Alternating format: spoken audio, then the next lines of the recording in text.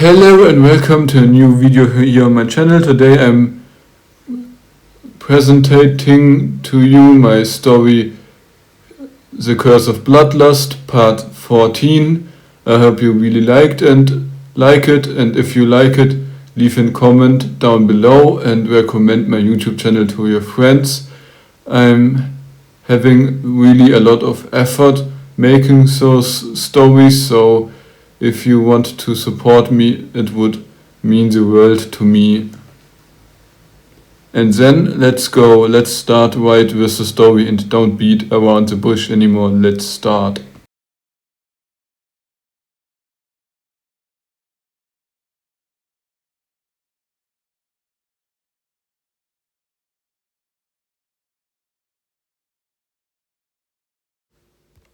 No, it isn't just her exotic looks.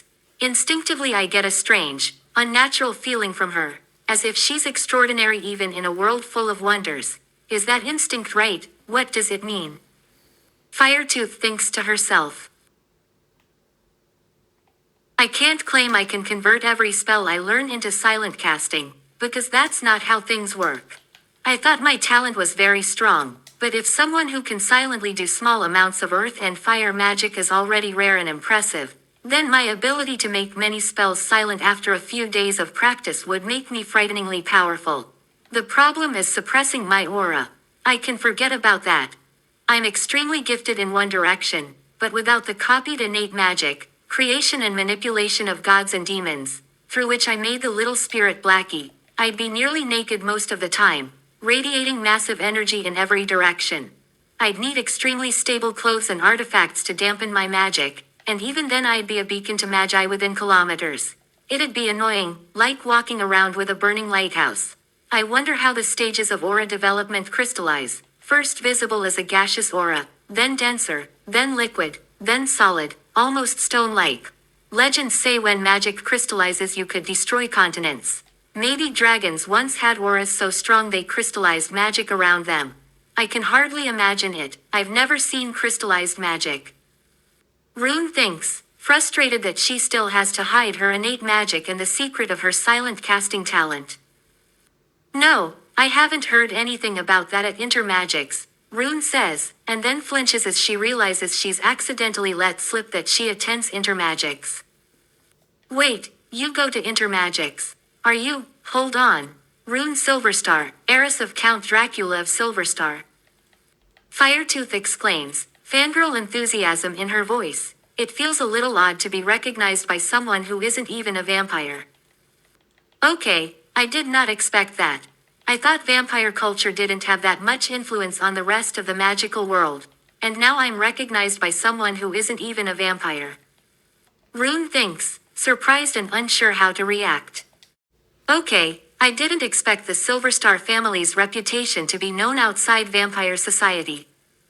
Rune says, unsure how to react. A few seconds of silence follow as the gargoyle woman raises a stony eyebrow.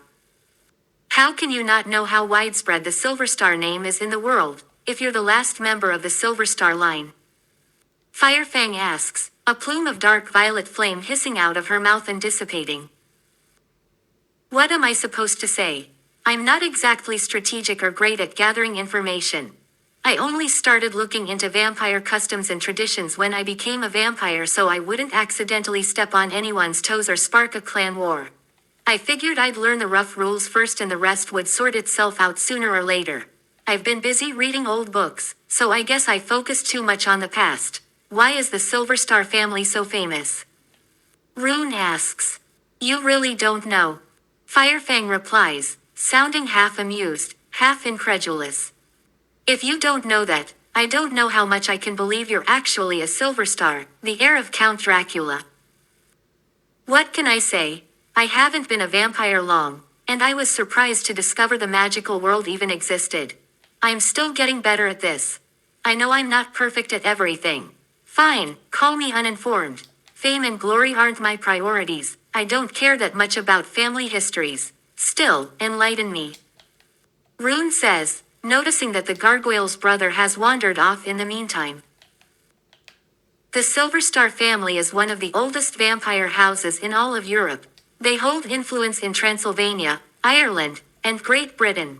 One of their most notable achievements was acting as diplomats during the Vampire Wars, keeping other magical nations from intervening. Count Dracula was an excellent diplomat, very experienced, and a leading voice among the revolutionist faction on the Council of the Immortals, Firefang says with obvious pride, pleased to share some history at last. Okay, thanks for pointing that out. I should really look more closely at what my Silver Star family accomplished. Thank you for reminding me that the past matters. Rune says, just as Firefang smacks her forehead with a sound like two slabs of stone clapping together. I forgot something important. The Silver Stars, together with the current Council of the Immortals, overthrew the Mad Blood King 1,000 years ago. Firefang continues. The Mad Blood King, I've never heard of him. Rune asks. Before Firefang can answer, her brother with the scarlet inner flame returns, grabs her by the wing, and in a stern voice reminds her they have appointments to keep that day. Sorry, I can't help you much right now. Look it up if you have time today. And enjoy the rest of your afternoon, Firefang says quickly as she's hustled away. Don't worry, I'll manage, Rune replies, a little unsure why she says it to someone she probably won't see again. Then her attention drifts to something else. It's not only the Mad Blood King who was noteworthy, something else catches her interest. The sudden, rapid way she developed from a full-blood vampire to a true-blood vampire. There's only one plausible explanation for why that happened so quickly. Let's take a look at what drinking vampire blood actually does, Rune thinks as she flips through more books. Thanks to sharpened senses and sped-up thought, it seems to take far less time than it would for a normal person, but vampire cannibalism is a forbidden subject, both for social reasons and because of the effects vampire blood has on other vampires. The most disturbing detail is that when a vampire drinks another vampire's blood, they likely consume part of the other's soul. That almost invariably leads to the madness phenomenon seen in vampires. But that isn't all. Vampires who ingest the blood of their kin often show grotesque mutations, fleshy growths that can resemble faces. What does that mean? Do vampires actually not survive if they drink each other's blood? Or do they simply lose the ability to think rationally? No, it's not that simple. Vampires can drink the blood of their own kind without instantly going berserk. Otherwise the Mad Blood King couldn't have existed.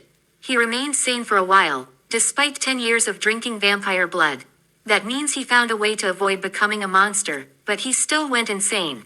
How was the most powerful vampire overthrown if he was stronger than everyone else, even though other powerful vampires avoided him so as not to make him stronger? Rune thinks, a gnawing sense that something isn't adding up. As the day dissolves into the rustle of pages, Rune becomes aware of how vast this world is. A true-blood vampire may be hard for humans to kill with ordinary weapons, and a headshot might not kill one, but they are not invincible, especially not in the magical world. Claiming power in this world simply because human weapons are less effective is laughable. I need to become stronger. I can't claim to be powerful enough. I must learn to use my magic better, and I need loyal followers I can count on. So I need a new spirit. What should I create it from? That's it. I'll create a new spirit from the fear of vampires and the dread of a vampire's power. If I base it on that belief, it should work. Rune thinks, the helplessness squeezing her immortal heart like a crushing hand. Oh, right, one more thing. A vampire like me is immune to aging magic. Maybe that means I'm truly immortal now, meaning I don't age at all. But back to the point. Rune stands and checks out the books she still wants to borrow. The Library of Alexandria is, in every sense, a paradise for a bookworm like her, but its security measures are beyond anything normal. Just the fact that no books have been stolen from here in the last 1,000 years shows how extreme their security is, Rune thinks. It wouldn't be a good idea to steal from the Arcanum. They are essentially a global superpower. Even if their reach varies across the planet, I doubt the Silver Star name alone could stop them. I can't for the life of me understand why so many people in stories act suicidal, trying to provoke forces far more powerful than themselves. That's just idiotic. Stealing from an individual might be conceivable, but attempting to boo magic without backing, without an organization with enough firepower or resources, is impossible. I can forget about studying forbidden magic unless I have help. Sure, some obscure order mages probably dabble in forbidden arts, but black magic is banned for a reason. The legal and secrecy systems are well thought out. Ritual magic and binding oaths, sacrificing lives to gods, are prohibited. Black magic is the philosophical term for immoral magical acts, but the categories overlap. You can kill with healing magic, and torture spells would also fall under black magic. Blood magic, manipulating someone's blood, overlaps with water magic in a lot of ways. Even my pseudo-blood magic, really an innate ability I copied, can control blood, but only once it's outside the body. If I could make people bleed out instantly, I could kill many mages quickly. Too bad I can't. So many factors change the outcome depending on species. Gargoyles have no blood, dragons have high magic resistance. Controlling their blood might be impossible. Rune thinks as she leaves the Library of Alexandria and steps back into the halls of the International Academy of Magical Arts. The corridors are unnaturally quiet. Students must be holed up in their rooms studying. Magic permeates everything from the walls to the torches. As the sound of Rune's footsteps echoes along the hall, a new idea strikes her as she approaches the main chamber near the great inner courtyard. I could just send my blood to Michael and he could use it to create more vampires of my bloodline. It only needs the right conditions to work. And it never actually needed me to be nearby to do it, so it should work if he chooses the right people. But first, Okidna will have to serve as a test subject. Rune thinks as her gaze falls on the room where Okidna is. Okidna seems to be packing her things after a long, exhausting potions and elixirs class. For a second Rune almost feels a flicker of compassion for the demon woman, but the feeling vanishes like smoke in the wind. Okidna, if you can hear me, just nod once. I can see you right now. Rune says, her voice carried through the walls by one of the hundreds of innate magics and delivered straight to the target's ears. For Rune, it's a specifically useful ability to be able to talk to people who are in her direct line of sight. I honestly don't know in what other situation this ability would be useful. It isn't that important to me, so I don't think I'd get much benefit from trading it away in a binding oath or sacrificing it in a ritual. As a sacrifice, this and 90% of my other copied abilities are useless. Yes, it's convenient, but that's about it. I really have no idea where it came from. I think I noticed it yesterday, or the day before, whatever. It's one of those abilities with minimal utility for me. And unfortunately I can only talk to one person at a time this way. Otherwise it might be marginally more useful. Rune thinks. For a moment nothing happens. Then Okidna nods, hesitant and frightened, but also a little excited. You must be on break right now. If you are, come to the main exit. I'll wait for you there. Rune says as Okidna slips out of sight. After what feels like an eternity, the demon woman, one of the few of her kind at this academy, steps from the darkness of the great entrance hall into direct sunlight. What did you want from me? Okidna asks.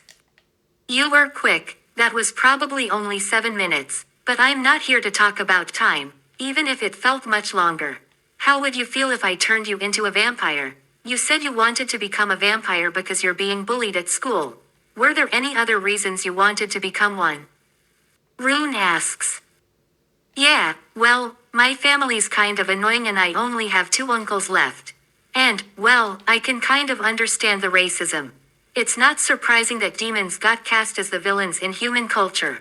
Honestly, maybe 50% of my relatives are just assholes. There are fewer of us anyway, so I figured I'd switch my subscription to life. Okidna says. You didn't consider becoming a werewolf or one of the other options. There are other ways to change species, but they're all permanent. Why a vampire? You know it's forever. Rune asks as they walk toward one of the school's archways.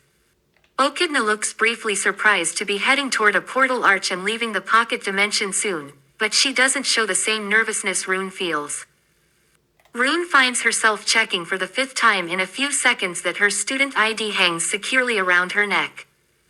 But that can't be the only reason you chose to become a vampire, right? Rune asks, trying to distract herself from the fear of being torn apart in the scene between two worlds, erased so thoroughly that not even magic remains. Well, the main thing is werewolves like to hunt at night and have strong instincts. They want to live in the wild and hunt. That's something I want to avoid. I don't want to see so much raw blood. A vampire has to drink blood, yes, but it's never said where the blood must come from. As a vampire I can drink an animal's blood or anything else, as long as it's blood. I don't mind drinking blood itself, I just don't want to hunt. Also, I'm a half-demon and I only have a lifespan of 50 years, and I don't especially want to die in the next 30 years. I don't know what cruel creator made aging so random. I look human until about 45, then I age so fast that by 50 I look like a corpse. So I want the longevity of a vampire. Okidna says, and for a second a heavy silence hangs between them. Then, without warning, a brief sensation like a wet hand sliding through a soap bubble runs over Rune's body, and just as suddenly they step out of nowhere into an inconspicuous stretch of woodland beyond the gate. I've honestly never seen that warp point before, Rune says. But back to your longevity, I can turn you into a vampire.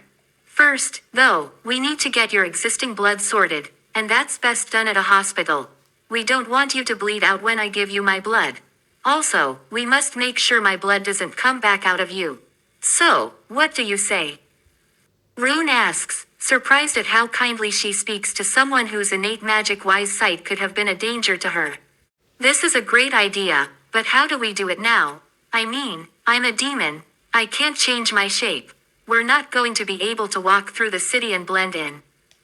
Okidna says, a gentle smile spreading across her lips. To her, being adopted by the current head of the Silverstar family seems like the best possible option. I hope it will work. Legally, I'll be part of their family either way, and that should offer enough protection. And if I prove useful, they won't take it back. Rune strikes me, if my impression is right, as pragmatic and utility-focused. Okidna thinks, then feels a small prick in her chest that reminds her not everything is as straightforward as it appears. No action is ever completely free of ulterior motives. For the half-demon Okidna, there's a bitter irony, regardless of the species you're born into, human, dragon, dragonkin, vampire, every sentient being has its own interests and plans. We can just disguise you. I've got a few useful things. And I don't think anyone will detain us if we look like ordinary people. But something is odd. I didn't get as much news from the magical side as I expected. It probably just means we should lay low around humans for now. Rune says, slightly puzzled about how information is spreading in the mystical world. You're right. Something smells fishy. That the Arcanum has given so few statements and the news is so quiet. That's strange. I haven't heard much either, except that human cities are restless. By the way, where exactly are we in Germany? Okidna asks. When no direct answer comes and Okidna senses something is off, she looks away from the surrounding trees toward Rune, and what she sees takes her breath away. The vampire's skin is aging, wrinkling, discoloring, her eyes shift color with startling speed as part of the vampire's shape change. It's one of the fundamental abilities of vampires, and in Okidna's situation it looks almost terribly tempting. Arg, damn, does it hurt? Why must shape-changing hurt? I thought it would be different. Rune hisses through clenched teeth as the muscles under her facial skin shift with a burning sensation. Can I help? What exactly hurts? Okidna asks, puzzled. At first, the vampire offers no answer. Rune staggers, trying to grab something stable and groping at empty air. Just before Rune can't remain upright, Okidna's body moves on its own. Thanks for that. I didn't expect it to actually hurt to change shape. I suppose I should have. Rune murmurs. Is it better now? Okidna asks worriedly as she steadies the similarly sized vampire woman, and she can't help feeling goosebumps at the contrast between Rune's youthful voice and her aged appearance. The painful phase seems to end, though the transformation isn't finished. The pigment in Rune's long white silver hair slowly shifts, visibly, strand by strand. Yes, I'm fine now. It just hurt a lot when I moved my muscles. I stopped because the pain got pretty intense. I think I'll just pretend to be old. Pushing my body structure further would be unbearable, and doing it too fast hurts even more. Rune says, leaning more on the demon than she'd like. If it hurts that much, I don't know if I'd ever want to use that ability. Okidna attempts to lighten the mood, but Rune's focus remains on her goals. She reaches with a still shaking hand into one of the countless pockets inside her black cloak, searching for something. After a few seconds of rummaging, Rune finds nothing useful. Correction. I don't have any disguises with me. I think most of the clothes and costumes I had got blown up. We'll have to go shopping before we put our plan into action. Rune says, a little frustrated that something else went wrong that day. Okidna doesn't quite understand the source of the frustration. Her strategy is still the same. Attach herself to powerful people and grow stronger with them. I still can't quite believe this worked so well. Rune may look cold and dangerous, but it's thrilling, too. She keeps so many secrets, and the sheer, blinding potential she holds suggests she'll become one of the most powerful beings in this world, or the single most powerful. In my short life I've never seen anyone with potential this extreme. Okidna thinks as her opportunistic nature shows for a second. Obscura. Rune murmurs as she steps away from Okidna and silently completes the rest of the spell without a focus item. That's another reason I don't regret choosing to go with Rune. I can't imagine anyone else with such an absurd talent for casting spells silently and without a focus. If the Arcanum or the smaller magical governments found out someone could cast almost any spell silently and unaided, it would cause chaos. That's terrifying. Even if someone thought Rune was merely a vampire with Dracula Silverstar's magic pool, it wouldn't be as frightening. I can name at least 20 people with enormous magical power who are terrible at using it. Someone who's both skilled and powerful is a real problem. So joining her side makes sense, plus I become immortal and don't have to worry about a short lifespan. That alone makes it worth it. The fact that she would maybe hold bloodline authority over me is a small price for eternal youth. Okidna thinks as the benefits of vampirism outweigh every apparent drawback. It's not hard to see that a half-demon like her has nothing to lose and everything to gain. She might die in a few decades from natural causes or conflicts, whereas as a vampire none of that applies. So, apart from the obvious reasons to let me into Rune's clan, it's also a plus that vampire culture is stable. Even if the Silverstar family were destroyed someday, I could be accepted into another clan. As a vampire I'd live for centuries and could pursue other plans even if these fail.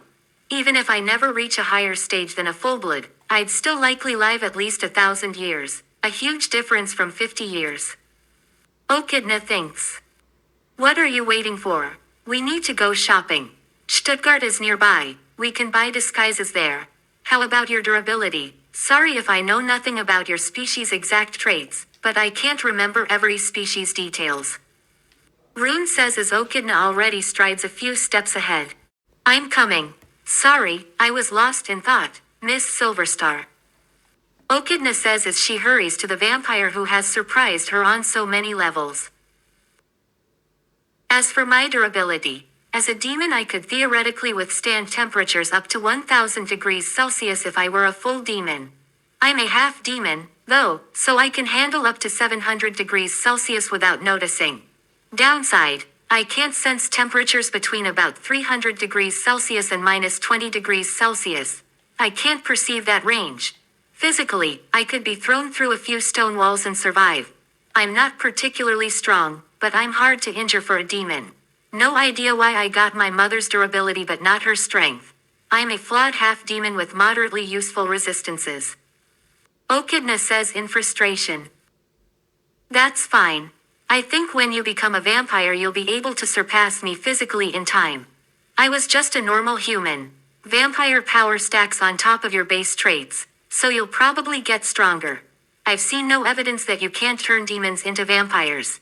There might even be fire-based mutations when magical species are turned into vampires. It will probably take longer and be a bit more unpleasant, but don't worry, I'm 100% sure you won't die from it. Rune says as they break through the undergrowth and the city of Stuttgart comes into view, a huge mass of concrete and metal. The city itself seems relatively quiet, though smoke and fire flare in a few places. What the hell? Okidna asks as she approaches the city. It's far too quiet for a place this big, and yet there is life visible in the windows. But the sense of danger won't go away when it immediately becomes apparent that the houses are locked up as if something dangerous had happened here, like a zombie apocalypse. That isn't the only strange thing. Something else knocks the breath out of Rune. The number of active innate magics has skyrocketed. What on earth happened while I was learning magic? Rune wonders. It's also strange that there was so little information about this and nobody stopped her from leaving the academy. What do you think happened here, Okidna? Rune asks, confused by the silence. I think it's some kind of catastrophe, but not big enough to destroy infrastructure. Whatever it is, it's not normal. It's what made people withdraw, Okidna says, her new look concealing her demonic nature thanks to an illusion. I don't think turning you into a vampire in a hospital will work if there's no one there to do it. I think we'll have to do it with a ritual, Rune says. As the wind shifts, something is wrong. The smell of burning flesh and rot hits them. Not only that, suddenly every electrical device that needs power stops working. What's that stench? Okidna asks as she approaches the entrance. I don't know, but we'll find out, Rune says, and the wind chooses that moment to blow Rune's black hair into her face. A second later a clatter sounds and the smell of blood and decay intensifies, and this time Rune feels it much more sharply. Damn these superhuman senses, why do films never mention superhuman smell? Rune swears as the full frontal impact of the rotten body hits her like a blow to the gut, only worse. What is it? Okidna asks, looking at the thing on the floor behind the reception desk. Someone's been impaled there and it's been rotting for a few days. The poor thing, Rune replies, oddly casual. Yeah, people die all the time. This one just died faster than the others. Okidna says. Wait, you're okay with that? Someone got killed. Rune asks. Yep, I've seen a lot of death. My father killed people when I was little. Then someone killed him when I was 5. And my mother, I think she got killed by someone else, Okidna answers. And I thought my family was messed up. You top me. How did it go with your parents? You don't have to answer if you don't want to. But if you're not even fazed by a rotting corpse, your family must have been seriously abnormal, Rune says. Yeah, what can I say? My mother, for whatever reason, I think she was some kind of mythical creature. I've never seen her in my life. My father's side were demons. As the name suggests, they were demonic. I have no idea why my dad was so cold, or whether that's just demon nature, but I'd say maybe 50% or more of my father's kind are total assholes.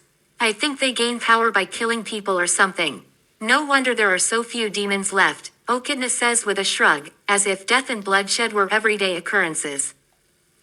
Damn, you have a really shitty family. You know, I thought mine was bad, but not people killing every day bad. But shouldn't you be a bit protective of your lineage? You're a demon who hates demons. That's weird, Rune says. Yeah, how to say it? Being a demon and being okay with being a demon are different. I don't like my kind. The few who aren't total assholes are rare. It'd be better for the world if there were no demons, but I'm too lazy to go around killing people or my own kind. So one thing led to another and now I want to switch my subscription to life and become a vampire, Okidna says, as the stench of the corpse is suddenly overtaken by something else when they reach the elevator. Everything seems to shift. The world gets a bluish tint. It's the only warning they get when a quick flash from a lamp zaps both of them before either can react. It should be enough to paralyze a person instantly, but both women only stiffen for a moment. Then it's over. Watch out, a spirit is nearby, Rune says, setting up a barrier against the bolt of lightning. Strictly speaking, it's normal physical energy when a spirit discharges, since ghosts and magic are two different systems. Then an inhuman sound rises. It's too late, shadows ripple and the air grows heavy with magic. Suddenly, with no further warning, a dark red mist forms around Rune, especially around the exposed skin where her flesh meets the air, as if her skin itself is exuding that nebula. The ground cracks as two highly concentrated streams of mist shoot from the sleeves of her robe, smash into the floor, and, as if magnetically drawn, swirl back around Rune. Wah, what the hell? Okidna gasps, stunned. She has no idea how much magic it takes for magic to take on physical form and be visible without magical sight. It's visible to everyone. Shit, I knew she had an extreme amount of magical power, way more than most, but I didn't expect this level of control over her aura. If she becomes an even higher rank vampire, she'll be a nightmare. But wait, if she has perfect control, why did the aura just go out of control? Okidna thinks, as something moves in Rune's shadow and, without warning, the shadow seems to absorb the mist of pure magic. In less than a second there's no trace left suggesting anything had been visible in Rune's aura at all. For a second it seems both the attacking spirit and Rune are unsure what to do. Then, a second later, chaos breaks out without further warning as numerous bolts of lightning begin to shoot from the lamps. As if the spirit is becoming nervous, but they do no more damage than before because the bolts are conducted down into the floor by the barrier. Damn, physics still wins. So what do I do now? Rune thinks as fireballs form around her without a word.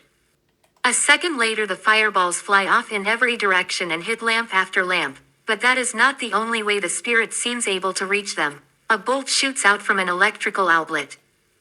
There you are, Rune says as she drops to a crouch and grabs Okidna with one hand. This is going to get wild, Rune says, not waiting for Okidna to react. It would be a waste of magic to fight the spirit directly if it's on the third floor of this hospital. Time seems to slow as Rune pushes herself to move faster. The floor under their feet gives way in a small explosion and throws them backward. The first step carries Rune, with Okidna under her arm, to the stairwell door. The next step hurls them both through the closed door against the opposite wall. A third step slams them at a shallow angle onto the landing of the first floor. Then the second floor goes, then through the door on the third floor into the corridor. When the sound of breaking stone and metal, shredded and bent in an instant, reaches Rune, it takes only a few moments for her to realize that, distorted as the sound is, she is near the speed of sound, or at least close enough that noises sound altered. Damn, so this is my increased physical strength as a true vampire, or am I just special? I mean, vampire strength adds to my normal strength. Shit, I don't even want to know how strong Okidna will be once she becomes a true vampire. Rune thinks for a second, forgetting the 6 different innate magics that minimize air friction or neutralize it completely and scale her reaction speed with her movement speed.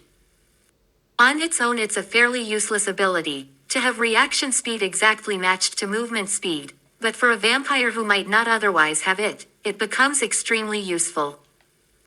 There's the spirit, Rune murmurs as she sees the spirit standing in the corridor, but letting go of Okidna now would send her flying into a wall, even though she apparently wouldn't be injured by being moved so fast. It's really unfair. If I tried to move a human like that, I'd turn them into a red cloud of blood immediately. I could never touch someone at that speed. And yet here's a half-demon who has absolutely no problem being moved at near supersonic velocity. Her resilience is unnaturally high relative to her actual physical strength. Kind of like an armored vehicle, just without the firepower, Rune thinks, slightly impressed, as another innate magic comes into play, one able to completely ignore conservation of momentum and slow a chosen object from 100 to 0. Also a very niche ability, unless it can be used in a situation like this. What the hell just happened? Wasn't I on the ground floor a moment ago? Okidna asks, as Rune gives her no time to think and appears out of nowhere. Quick summary. Our enemy is made of electricity and apparently I can't touch it. Boxing it doesn't work. Yeah, I threw a few spells at it, but nothing seems to take. Fire magic against lightning is useless. You can't draw off the energy this spirit is made of. Also, that just doesn't happen, Rune says as a blinding flash without warning strikes the barrier and tries, with brute force, to break through the lightning-proof field. That's the only advantage. Spirits aren't creative enough. This thing is extremely dangerous, and I'd say if we were both humans we'd already be like the other corpses back there, Rune says. Ah, I was wondering where that roasted smell came from. But what on earth did you do? And how don't your arms hurt? Aren't they burned? Okidna asks. Oh, it hurts like hell. My regeneration still doesn't block pain, so I have trouble keeping the barrier up. It really hurts, but I'm not going to show that right now. There are more important things than my pain, Rune says, as both women realize that this fight against an aggressive spirit, apparently terrified of electricity or lightning, is far more difficult than they'd thought, because they have few ways to damage this spirit. But the spirit also has few ways to harm them. So is it correct that we can't injure the spirit and it can't injure us? Okidna asks, her eyes never leaving the apparition that seems to consist only of electricity. Yep, Rune answers. Then why don't you zap it with your magic? Just cast an intent-based spell to erase this spirit, Okidna suggests. That won't work. Intent-based magic can't just erase someone from existence. Yeah, I can impose my will on reality if I know exactly how to do it, but the amount of magical power required to erase another being would kill me instantly. Theoretically possible, but even with 1,000 times the magic I have now it would still be suicide, Rune replies, slightly annoyed that her companion is glossing over basic magical constraints in such a stressful situation. I will grill you. Fear me, the spirit says, which is not smart. It simply uses more energy than it could gain from them. Rune thinks it's idiotic how the spirit wastes energy, because the amount of emotional or belief energy someone produces doesn't necessarily correlate with magical power. That means even if the spirit scared them or provoked negative feelings, it would accomplish almost nothing compared to the energy it expends trying to burn them or strike them with lightning. If that spirit weren't so dumb, this would be a real problem, Rune thinks as her hands visibly heal at speed. New skin grows over the burnt and charred patches, ash flakes off, and within moments brand new hands are there. Still, it feels as if the motor nerves in those hands were damaged.